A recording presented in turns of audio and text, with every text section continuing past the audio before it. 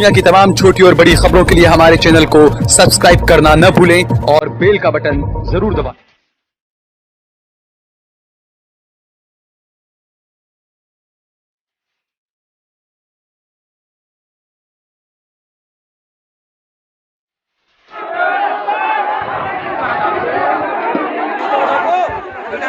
हाँ हड़काओ हड़काओ बहन को हड़काओ। हाँ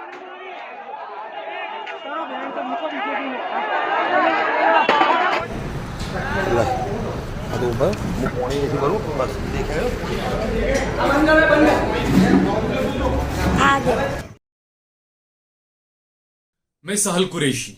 गुजरात में हालात बद से बदतर बना दिए गए हैं। गुजरात में चुनाव है और उससे पहले रामनवमी का जो जुलूस निकला, जैसा पहले से बताया जा रहा था, क्योंकि जैसे ही नवरात्रि शुरू हुए इस तरीके से भगवा जो झंडे वंडे लेकर जो निकलते थे, रैलियां निकालते थे, यात्राएं निकालते थे। बिल्कुल हर धर्म को अपना अधिकार है, वो करना भी चाहिए।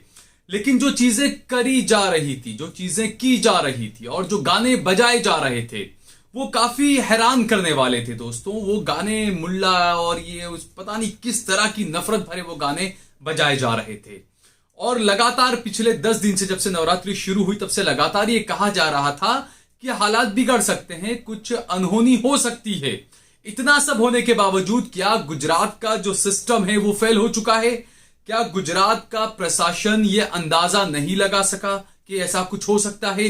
क्योंकि गुजरात में 2 जगहों पर दंगे हुए, एक हुआ हिम्मतनगर में और दूसरा हुआ खंभात में। अब जो है वो आज जबरदस्त दंगे हुए और एक बुजुर्ग की वहां पर हत्या भी कर दी गई है। ये बातें सामने आ रही, एक बुजुर्ग की मौत भी हो चुकी है इस दंगे के अंदर। मामला वहीं से शुरू हुआ कि जो रामनवमी की जो यात्रा निकलती है वो यात्रा निकली, मस्जिद के बाहर वो यात्रा पहुंची। और ये मैंने पहले भी अपनी कई खबरों में बताया था कि जैसे ही ये यात्रा या ये लोग जब मुस्लिम इलाकों में पहुंचते हैं या मस्जिद के पास पहुंचते हैं तो वहां पर ज्यादा हुड़दंग मचाने लगते हैं, वहां पर ज्यादा नारेबाजी करने लगते हैं, वहां पर डीजे जोर से बजाने लगते हैं और मुसलमानों के खिलाफ बहुत ही ज्यादा भड़काऊ गाने वहां पर बजाए जाते हैं। इस पर रोक लगाने में गुजरात पुलिस नाकाम हुई है, क्या यह माना जाए? प्रशासन नाकाम हुआ, क्या यह माना जाए? क्योंकि गोदी मीडिया है वो एक तरफा खबरें दिखा रहा है। गोदी मीडिया दिखा रहा है कि भाई रामनवमी की यात्रा निकल रही थी, उस पर पथराव हो गया और उसके बाद में दंगे हो गए।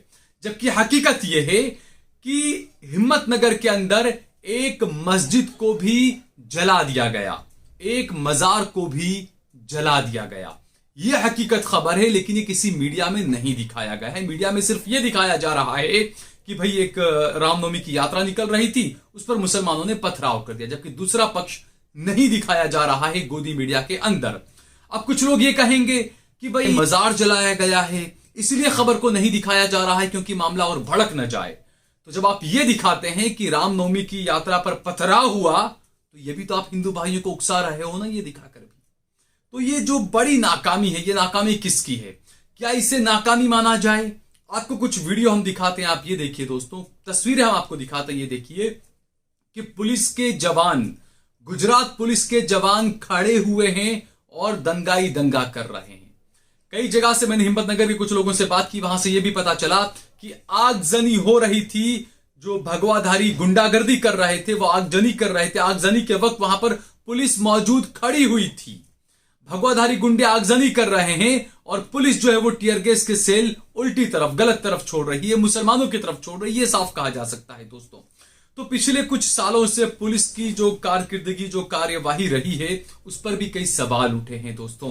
हालांकि मैं बार बार ये कहता हूं, पूरा पुलिस प्रशासन, पूरा पुलिस महकमा ऐसा नाकारा नहीं है या पूरा पुलिस महकमा ऐसा नहीं है। कुछ लोग पुलिस महकमे में अच्छे भी हैं, कुछ अधिकारी अच्छे भी हैं जो मामले को संभालने की और भाईचारे की और सौहार्द की बात करते हैं।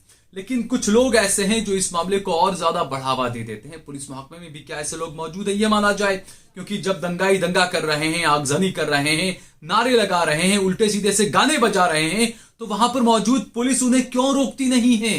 ये बड़ा सवाल है दोस्तों। और इसीलिए मैं कहता हूं, क्या जानबूझकर देश को नफरत की इस खाई में झोंका जा रहा है? जिस तरीके से जो गुजरात दंगे हुए थे वो दंगे किस तरीके से हुए थे।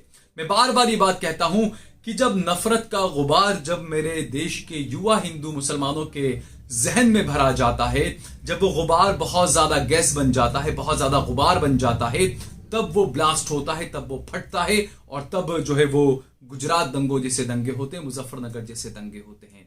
और इन चीजों से हमें बचना चाहिए। ये कहीं ना कहीं सरकार की बड़ी नाकामी है। दूसरा ये कि गुजरात में एक बड़ी हाई लेवल की मीटिंग जो है वो रात 11:30 बजे हो रही है। इस मीटिंग में कई अहम फैसले लिए जाएंगे, क्योंकि जो हालात खराब हो रहे हैं, गृह मंत्री श्री संघवी ने जो है वो मुलाकात एक ये मीटिंग बुलाई है, इसमें कुछ फैसले लिए जाएंगे। क्योंकि जैसा मैंने बताया कि यात्राएं निकलती है और रमजान महीना भी चल रहा है। हर मजहब के लोगों को अपने अपने धर्म के मुताबिक प्रैक्टिस करने की आजादी है। आप चाहे रोजा रखना है, आपको तरावी पढ़नी है, नमाज पढ़नी है, आप अगर हिंदू भाई हैं, आपको यात्रा निकालिए, आप निकालिए, उसके लिए कोई मना नहीं करता है। लेकिन जो बातें हो रही है कि जानबूझकर मुस्लिम इलाकों में जाकर वहां पर रोक कर वहां पर नारेबाजी करना, वहां पर मुसलमानों के खिलाफ भद्दे भद्दे कमेंट करना, नारे लगाना, ये चीजें आखिर किस तरफ इशारा करता है? क्या ये चीज एक सभ्य समाज एक्सेप्ट कर लेगा? क्या ऐसा होना चाहिए देश के अंदर? ये जो नारे लगाते हैं। अच्छा, दूसरा हमने देखा था इससे पहले बोरिया में, पेटलाद में जाकर एक स्टोरी कर आया था, खबर मैंने की थी, वहां पर भी यही हुआ था कि इसी तरीके से कुछ भगवाधारी गुंडा आतंक मचाने निकले, वहां पर नारेबाजी की मस्जिद के बाहर, मस्जिद के ऊपर पथराव हुआ, आमने सामने फिर पथराव शुरू हुआ और पुलिस ने 104 मुसलमानों को गिरफ्तार कर लिया, हिरासत में ले लिया, उनको वहां पर मस्जिद से बारों बार उठा लिया था। जबकि सामने की तरफ से जिसने नारेबाजी की थी उनमें से किसी को गिरफ्तार नहीं किया गया था। तो ये एक तरफा कार्रवाई पुलिस की भी साफ देखी जा रही है। तो क्या पुलिस की छत्र छाया में ये सब हो रहा है? क्या ये मान लिया जाए? अगर ऐसा नहीं है तो पुलिस को कार्रवाई बिल्कुल करनी चाहिए, दोनों तरफा कार्रवाई करनी चाहिए। जैसे गोदी मीडिया दिखा रहा है कि रामनवमी की यात्रा निकल रही थी, उस पर जो है वो पथराव कर दिया गया। गोदी मीडिया को यह भी दिखाना चाहिए कि वहां पर पहले नारेबाजी की गई, उसके बाद में पथराव हुआ। पहले मुसलमानों के खिलाफ प्रवोक मुसलमानों को किया गया, मुसलमानों को उकसाने का काम किया गया। रमजान का महीना है, मस्जिदों में नमाज हो रही है और वहां पर जाके आप उकसा रहे हो मुसलमानों को, आप उनके खिलाफ उल्टा सीधा बोल रहे हो। तो मुसलमान तो ऐसा नहीं करता ना कि आपको जबरदस्ती रोक कर कहता अल्लाह अकबर बोलो वरना मार देंगे हम। मुसलमान कभी ऐसा नहीं करता, मुसलमान कभी ऐसा करेगा भी नहीं। लेकिन हमने देखा पिछले 2014 के बाद से लगातार मामले बढ़े। जिसको देखा, जहां दाढ़ी टोपी देखा, मुसलमान देखा, उसको रोका, उसको जय श्री राम के नारे बुलवाए, उसको पीटा, उसकी टोपी उतार कर फेंक दी। ये तमाम शुरुआती दौर था जब नफरत भरी जा रही थी मेरे देश के युवाओं के जहन में। वो शुरुआती दौर था। उस शुरुआती दौर पर ही लगाम लगाने में मोदी सरकार नाकाम रही सरासर तौर पर, दोस्तों ये कहा जा सकता है। और अब जब सभी को पता था कि रमजान महीना भी चल रहा है, रामनवमी का भी मौका है, तो ऐसे में क्या कुछ खुफिया रिपोर्ट्स नहीं थी सिस्टम के पास में, सरकार के पास में? इतनी सब हंगामे, इतने सब दंगे आखिर हो कैसे गए? इसके लिए जिम्मेदार कौन है? अगर जैसे मैंने बताया कि जो पेटलाद में, जो बोरिया में हुआ था, वहां तो जो भगवा जो धारियों ने जो निकाली थी, क्योंकि देखिए एक होते हैं वाकई में, जैसे वो कहा था ना पहले, आतंकवाद अच्छा या बुरा, ऐसा भी कहा जाएगा कि भगवाधारी भी अच्छे और बुरे होते हैं। कुछ लोग अच्छे होते हैं, वो अपने धर्म की प्रैक्टिस करते हैं, वो भगवा झंडा लेकर जाते हैं, निकलते हैं। और कई जगहों पर मेरे मुस्लिम भाई उन भगवाधारी जो होते हैं, मेरे हिंदू भाई, उनको पानी पिलाते हुए भी नजर आए थे। क्योंकि आप जब शांति से जाते हैं, आराम से भाईचारे को लेकर आप जाते हैं, तो बिल्कुल आपका स्वागत भी मुस्लिम इलाकों में किया जाता है। हमने देखा अहमदाबाद के अंदर ही रथ यात्रा पर हमेशा दंगे हुआ करते थे, लेकिन पिछले कुछ सालों से हमने देखा कि लगातार जब रथ यात्रा हिंदू मुस्लिम इलाकों में पहुंचती है, तो मुस्लिम भाई, मुस्लिम वहां के जो लोग होते हैं आगेबान, वो आगे आकर उनका वेलकम करते हैं, स्वागत करते हैं। तो ये तो हमेशा से मुसलमानों ने हमेशा से भाईचारे को हमेशा आगे बढ़ाया है। लेकिन जब आप उनके इलाकों में जाएंगे, आप मस्जिद के बाहर नारे लगाएंगे, मुल्ले काटे जाएंगे, अल्लाह भी सर झुकाएगा, राम राम चिल्लाएगा, मंदिर से, मस्जिदों से वंदे मातरम की आवाज आएगी, ये तमाम गाने बजाना, आखिर आप क्या दिखाना चाह रहे हैं? क्या वहां पर इतने पुलिसकर्मी जो होते हैं वहां पर सुरक्षा में लगे हुए, क्या उन्हें पता नहीं चलता कि ये किस चीज की तरफ ही क्या बजा रहे हैं और क्या हो रहा है? और जैसा मैंने बताया कि बोरिया के अंदर जो ये हुआ था, यात्रा जो निकली थी, उसकी तो परमिशन भी नहीं ली गई थी और वो यात्रा निकाल दी गई थी। परमिशन नहीं ली, उसके बावजूद उनमें से किसी को गिरफ्तार नहीं किया, जबकि 104 मुसलमानों को गिरफ्तार कर लिया। दूसरा, आज भी जो मैं बता रहा हूं, हिम्मतनगर के अंदर लोग काफी डरे हुए हैं। कई इलाके ऐसे हैं कि कुछ मुस्लिम बस्ती है आसपास में, पूरे हिंदू इलाकों से वो लोग गिरे हुए हैं।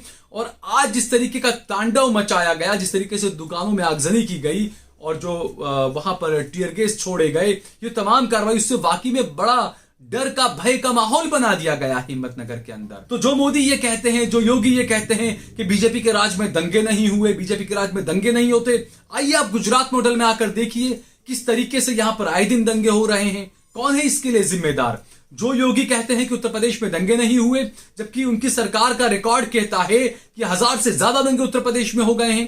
तो ये जो चीजें चल रही है दोस्तों, ये कई सवाल खड़े करती है। तो ऐसे में ये सीधे तौर पर प्रशासन की नाकामी इसे कहेंगे कि क्या कोई आपके पास में इनपुट भी नहीं था कि इस तरह का कुछ हो सकता है, क्योंकि सोशल मीडिया में सब जगह पता था, हर कोई इसको लेकर खदशा जाहिर कर रहा था, अंदेशा जाहिर कर रहा था कि दंगे हो सकते हैं, इस तरह के कुछ हालात हो सकते हैं, हालात बिगड़ सकते हैं। लेकिन उसके बावजूद भी ये चीजें हो रही है, तो ये कहीं ना कहीं सरकार पर, प्रशासन पर कई गंभीर सवाल खड़े करती है। और जो तस्वीरें आ रही है वो और भी ज्यादा डरावनी है कि पुलिस की मौजूदगी में किस तरीके से लाठी डंडी लेकर भगवा उठाकर लोग जा रहे हैं, तलवारें लहरा रहे हैं, नारे लगा रहे हैं, दुकानों में आग लगा रहे हैं, मस्जिद में आग लगा रहे हैं, मजार पे आग लगा रहे हैं। ये तमाम चीजें आखिर क्या कहती है?